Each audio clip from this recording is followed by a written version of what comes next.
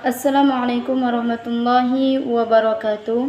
Baiklah, di sini kami akan mempresentasikan tentang makalah kami, yaitu faktor-faktor yang mempengaruhi akhlak. Adapun nama saya yaitu Eva Rizkia dan adapun partner saya yaitu Al-Fajrikur Rahman. Baiklah, langsung saja. Yang pertama yaitu faktor-faktor yang mempengaruhi akhlak manusia. Yang pertama yaitu insting atau naluri. Naluri yaitu sifat yang dapat menimbulkan perbuatan yang menyampaikan pada tujuan. Naluri menyangkut pola-pola perilaku dan respon yang kompleks, tidak dipelajari, muncul begitu saja dari kelahiran seseorang. Adapun yang kedua yaitu adat kebiasaan.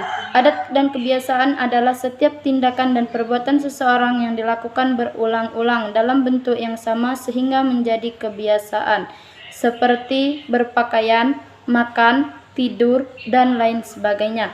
Yang ketiga yaitu wirodsa atau keturunan.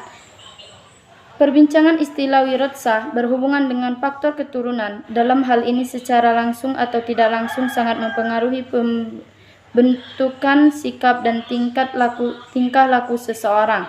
Yang keempat yaitu milieu atau lingkungan. Milieu atau lingkungan adalah semua faktor luar yang mempengaruhi seseorang sejak permulaan tumbuhnya.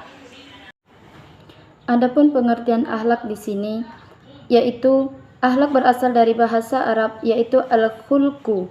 Al-khuluq yang mempunyai arti watak, tabiat, keberanian, atau agama. Secara istilah akhlak menurut Ibnu Maskawai adalah suatu keadaan bagi jiwa yang mendorong ia melakukan tindakan-tindakan dari keadaan itu tanpa melalui pikiran dan pertimbangan. Adapun menurut Haji Hasan Auf memberikan definisi akhlak sebagai suatu ungkapan tentang keadaan pada jiwa bagian dalam yang melahirkan macam-macam tindakan dengan mudah tanpa memerlukan pikiran dan pertimbangan terlebih dahulu. Sebagaimana baginda Rasulullah SAW menjelaskan di dalam sabdanya, Bismillahirrahmanirrahim. Qala Nabi sallallahu alaihi wasallam, "Innama bu'istu liutammima makarimal akhlak." Artinya, sungguh aku diutus oleh Allah Subhanahu wa taala ialah untuk menyempurnakan akhlak atau budi pekerti. Adapun pengertian akhlak kebiasaan, kehendak itu bila membiasakan sesuatu, maka kebiasaannya itu disebut dengan akhlak. Selanjutnya, adapun aspek yang mempengaruhi pembentukan akhlak. Setiap orang ingin menjadi orang yang baik, mempunyai kepribadian yang kuat dan sikap mental yang kuat dan akhlak yang terpuji. Semua itu dapat diusahakan dengan melalui pendidikan. Untuk itu perlu dicari jalan yang dapat membawa kepada terjaminnya akhlak perilaku ihsan. Ia mampu dan mau berakhlak sesuai dengan nilai-nilai moral. Dengan demikian, pendidikan agama harus diberikan secara terus-menerus, baik faktor keluarga, faktor kepribadian, pendidikan formal, pendidikan non-formal, atau lingkungan masyarakat. Adapun yang pertama yaitu faktor keluarga. Dalam pembinaan akhlak anak, faktor orang tua sangat menentukan karena akan masuk ke dalam pribadi anak bersamaan dengan unsur-unsur pribadi yang terdapatnya melalui pengalaman sejak kecil. Pendidikan keluarga sebagai orang tua mempunyai tanggung jawab dalam mendidik anak-anaknya, karena dalam keluarga mempunyai waktu banyak untuk membimbing, mengarahkan anak-anaknya agar mempunyai perilaku Islami. Adapun yang kedua yaitu faktor kepribadian atau dari orang tua itu sendiri.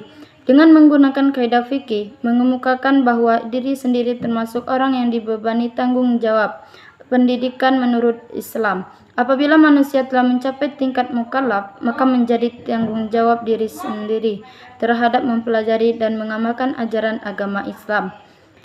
Itulah yang dapat saya jelaskan sekilas tentang makalah kami. Selanjutnya akan dijelaskan oleh partner saya yaitu Al-Fajrikur Rahman. Kepada saudara Al-Fajrikur Rahman kami persilakan. Kelas saya akan melanjutkan yaitu mengenai aspek yang mempengaruhi akhlak. Yang ketiga yaitu faktor lingkungan atau masyarakat. Lembaga non-formal akan membawa seseorang berperilaku yang lebih baik karena di dalamnya akan memberikan pengarahan-pengarahan terhadap norma-norma yang baik dan buruk. misalnya pengajian dan ceramah yang akan memberikan pengarahan yang baik. Tidak ada seorang mubalik yang mengajak hadirin untuk berbuat yang tidak baik. Dengan demikian, pendidikan yang bersifat non-formal yang terfokus pada agama ternyata akan mempengaruhi pembentukan akhlak pada diri seseorang. Maka, tepat sekali dikatakan bahwa nilai-nilai dan kebiasaan masyarakat yang tidak bertentangan dengan nilai-nilai Islam, apalagi yang membawa maslahat, dapat dimanfaatkan sebagai bahan dalam menentukan kebijaksanaan. Kehidupan manusia tidak lepas dari nilai itu. Selanjutnya, perlu diinstitusikan. Institusi nilai yang terbaik adalah melalui upaya interaksi edukatif. Pandangan Freeman Booth dalam bukunya Cultural History of Western Education menyatakan bahwa hakikat interaksi edukatif adalah proses transformasi dan internalisasi nilai, proses pembiasaan terhadap nilai, proses rekonstruksi nilai, serta penyesuaian terhadap nilai. Proses rekonstruksi nilai diperoleh dengan memperhatikan orang-orang baik dan bergaul dengan mereka. Secara alamiah, manusia itu meniru tabiat seseorang tanpa sadar bisa mendapat kebaikan dan keburukan dari tabiat orang lain. Yang keempat yaitu faktor visual dan audiovisual. Tidak hanya mempengaruhi lingkungan, tapi masih banyak lagi, misalnya TV, majalah, dan tayangan-tayangan lain yang bisa memberikan banyak pengaruh pada kepribadian anak dan tingkah laku anak. Misalnya, kita melihat tayangan-tayangan barat atau film-film porno, maka kalau anak-anak didik kita tidak dibekali dengan ilmu agama, maka ia akan terjerumus ke dalamnya. Oleh karena itu, kita harus berhati-hati memberikan pengarahan kepada anak-anak kita agar mereka selalu memegang ajaran agama. Disinilah pentingnya peranan penanaman akhlak yang telah ditanamkan oleh kedua orang tuanya, yang berguna sebagai filter perkembangan yang telah terjadi pada zaman yang penuh globalisasi. Disinilah peranan pengalaman ibadah yang dilaksanakan oleh orang dewasa sebagai contoh terhadap orang-orang yang ada di sekitar mereka, agar di lingkungan tersebut dapat dalam pergaulannya mencerminkan akhlakul karimah, yaitu ciri-ciri kepribadian muslim. Sekiranya sebagian kita ditakdirkan dapat melihat sebuah jendela ke alam manusia pada setiap zaman dan tempat, sesungguhnya kita akan melihat suatu khalayak yang heterogen, pandangan hidup yang berbeda-beda, dan kelompok-kelompok yang berbeda status sosialnya. Kita akan melihat umat manusia, kadang-kadang jalan itu buntu, dan kadang-kadang jalan itu banyak simpang siurnya. Di saat inilah, manusia butuh teman untuk berbagi dalam memecahkan masalah yang dia hadapi.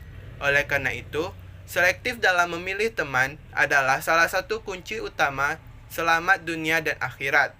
Hanya orang-orang yang paham akan ajaran agama Islam yang bisa selektif dalam bergaul. Karena pada dasarnya, Islam mempunyai misi universal dan abadi. Intinya adalah mengadakan bimbingan bagi kehidupan mental dan jiwa manusia atau akhlak. D. Akidah mencorakkan akhlak. Nilai-nilai akhlak yang dipegang oleh seseorang dan sesuatu kebudayaan itu adalah hasil daripada akidah dan gambaran tentang kehidupan itu. Terdapat berbagai sistem nilai di dalam masyarakat manusia yang mencorakkan berbagai sikap dan tingkah laku yang membentuk berbagai kebudayaan. Al-Quran telah memaparkan berbagai golongan yang memberi jawaban berbeda kepada persoalan-persoalan asasi kehidupan yang membentuk konsepsi dan akidah mengenai kehidupan ini. Terdapat akidah orang-orang beriman, akidah orang-orang kafir, akidah orang-orang fasik, dan akidah orang-orang yang munafikin. Al-Quran sumber akhlak mulia. Al-Quran sumber bagi hukum-hukum dan peraturan-peraturan yang menyusun tingkah laku dan akhlak manusia. Al-Quran menentukan sesuatu yang halal dan haram, apa yang boleh dilakukan dan apa yang tidak boleh dilakukan. Al-Quran menentukan bagaimana sepatutnya kelakuan manusia. Al-Quran juga menentukan perkara yang baik dan tidak baik. Justru itu, Al-Quran menjadi sumber yang menentukan akhlak dan nilai-nilai kehidupan ini. Al-Quran mengharamkan yang buruk dan keji, serta melarang manusia melakukannya. Al-Quran melarang manusia minum arak, memakan riba, bersifat angkuh dan sombong terhadap Allah, satu-satu kaum menghina kaum yang lain. Al-Quran melarang pencerobohan, fitnah, dan pembunuhan. Al-Quran melarang menyebar maklumat mengenai perkara-perkara keji. Jelaslah bahwa Al-Quran menjadi sumber-sumber nilai dan akhlak mulia. Penampilan akhlak mulia dalam Al-Quran tidak bersifat teoretikal semata-mata, tetapi secara praktikal berdasarkan realiti dalam sejarah manusia sepanjang zaman. Mungkin inilah yang dapat kami sampaikan. Bila ada salah kami mohon maaf, kepada Allah kami mohon ampun. Wassalamualaikum warahmatullahi wabarakatuh.